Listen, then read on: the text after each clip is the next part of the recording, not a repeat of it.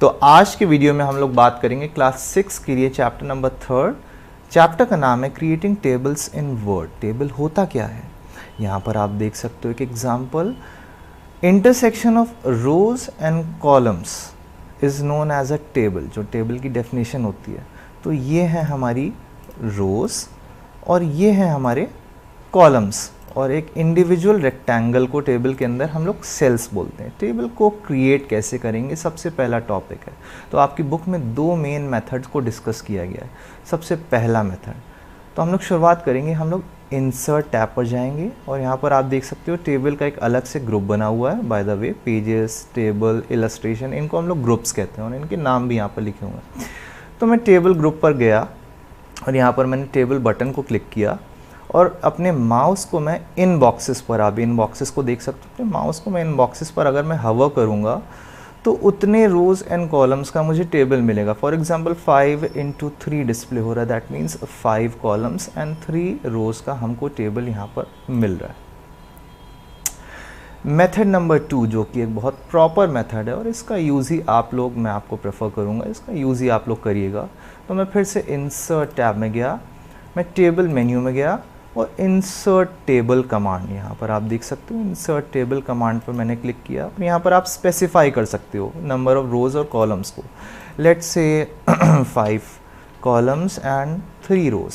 और आप ये भी स्पेसिफाई कर सकते हो कि टेबल का साइज़ कैसे डिसाइड होगा, कंटेंट की वजह से डिसाइड होगा या फिर टेबल आपका पूरा पूरा लेफ़्ट से राइट मार्जिन को स्पैन करेगा।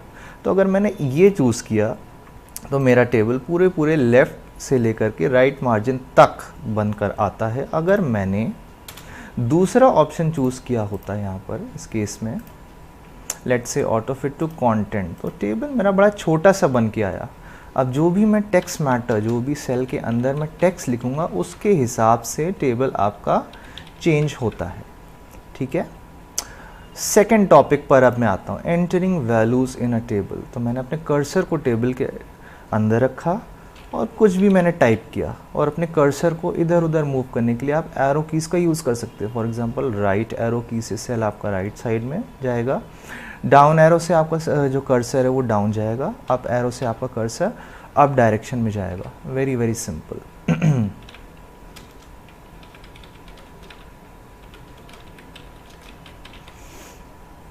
अब बात करेंगे inserting new rows and columns. ये टेबल है, सपोज़ मुझे यहाँ पर एक नया कॉलम इंसर्ट करना है या नया रो इंसर्ट करना है, तो वो कैसे करेंगे।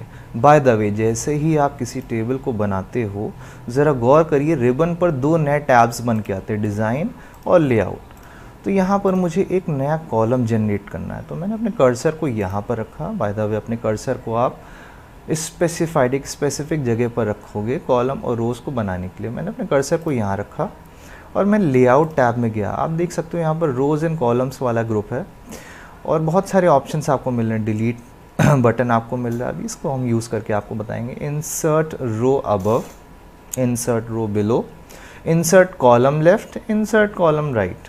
तो फॉर एग्जांपल अगर मैंने यहाँ पर इंसर्ट कॉलम राइट को क्लिक किया तो कैन यू गेस क्या होगा, मेरा कर्सर जहाँ पर है उसके राइट में एक नया कॉलम बन करके आ जाता है। सिमिलरली अगर मैंने अपने कर्सर को यहाँ रखा और इंसर्ट रो अबव मैंने क्लिक किया तो मेरा एक नया रो मेरे कर्सर के ऊपर अबव आ जाता है। तो आप इस तरह से नए रोज और कॉलम्स को क्रिएट कर सकते हैं। सेलेक्टिंग सेल्स, जो अंदर टेक्स्ट मैटर, जो डेटा मैंने लिखा हुआ है, इसको ईजिली सेलेक्ट कैसे करें। तो सबसे पहला तरीका है 1 2 3 ट्रिपल क्लिक करके आप सेल कंटेंट को सेलेक्ट कर सकते हैं। ये तो सिंगल सिलेक्शन हुआ। अगर बहुत मल्टीपल सिलेक्शंस आपको करने हैं तो 1 2 3 मैंने सेल को सेलेक्ट किया, अपने शिफ्ट की को दबाया और अगर मैंने यहाँ पर क्लिक किया तो इसके बीच के सभी सेल्स सेलेक्ट होते हैं। और पूरे पूरे टेबल को सेलेक्ट करने के लिए जो प्लस आइकॉन आप देख रहे हो, इसको अगर आप क्लिक करोगे तो पूरा पूरा टेबल सेलेक्ट होता है।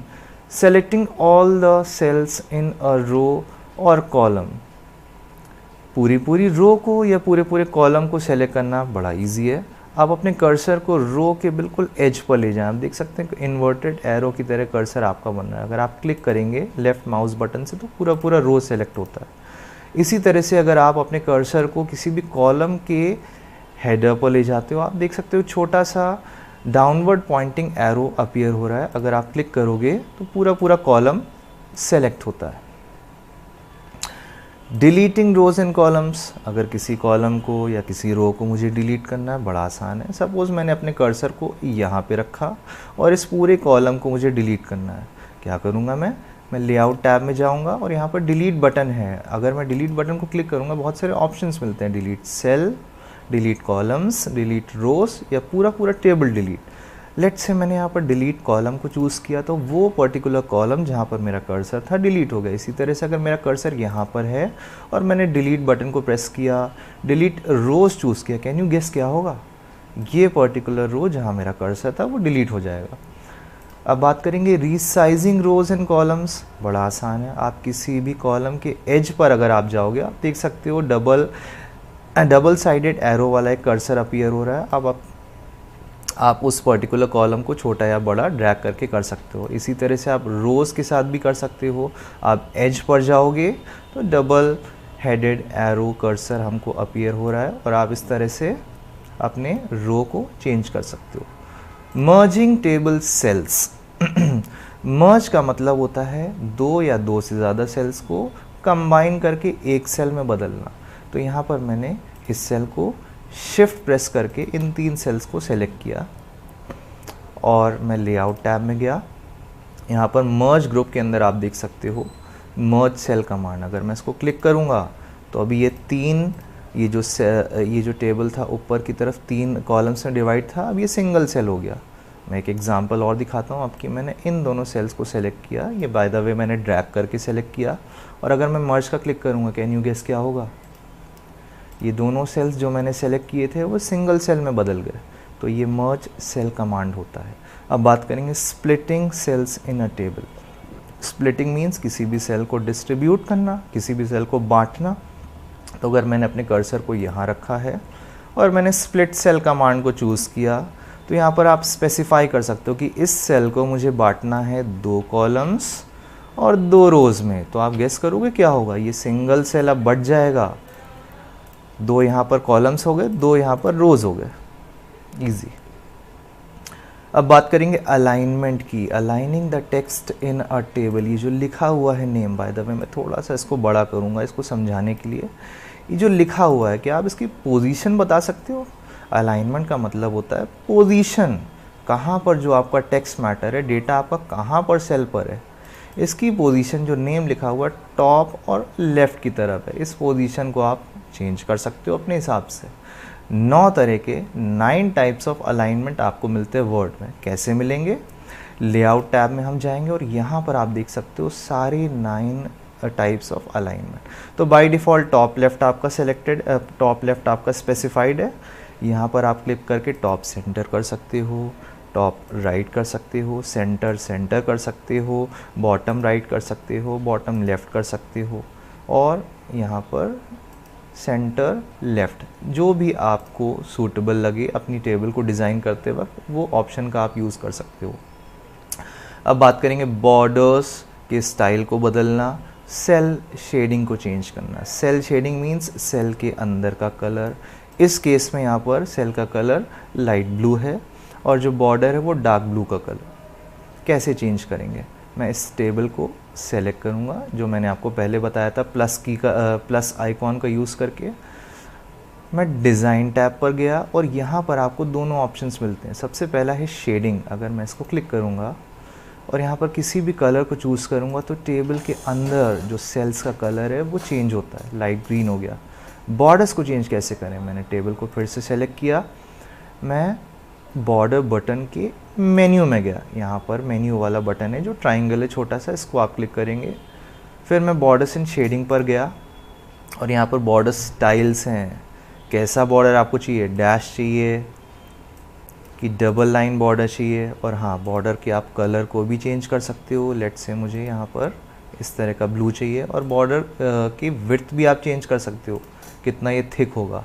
तो अगर मैंने ओके किया तो इस तरह का मुझको बॉर्डर डिज़ाइन मिलता है, ये भी आप कर सकते हैं।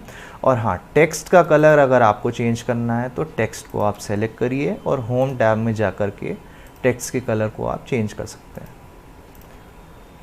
Table style, table style means table के बहुत सारे पैरामीटर्स एक बार में चेंज होते हैं। यहाँ पर आप देख सकते हो जो ऊपर वाला हेडर है वो वाइट कलर का है, फिर जो सब्सिक्वेंट रोज एंड कॉलम्स है वो ब्लू वाइट ब्लू वाइट। तो टेबल स्टाइल्स कुछ pre design styles Microsoft company ने आपके लिए बना के रखे हैं, जिनका यूज़ करके सिंगल क्लिक करके आप अपने टेबल को डिज़ाइन कर सकते हैं।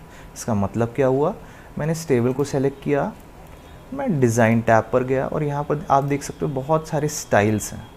फॉर एग्ज़ाम्पल अगर मैंने इसको चूज़ किया तो आप देख सकते हो कि जो हेडर है, हेडर डार्क पर्पल हो गया और बाकी जो रोज़ एंड कॉलम्स है वो वाइट रहे, कॉलम में कोई बॉर्डर नहीं है। तो यहाँ पर ये आपके लिए माइक्रोसॉफ्ट कंपनी ने बहुत सारे स्टाइल्स को बना करके यहाँ पर रखा हुआ, आप बड़ा क्विकली इनको क्लिक करके अप्लाई कर सकते हो, अपने टेबल को डिज़ाइन कर सकते हो।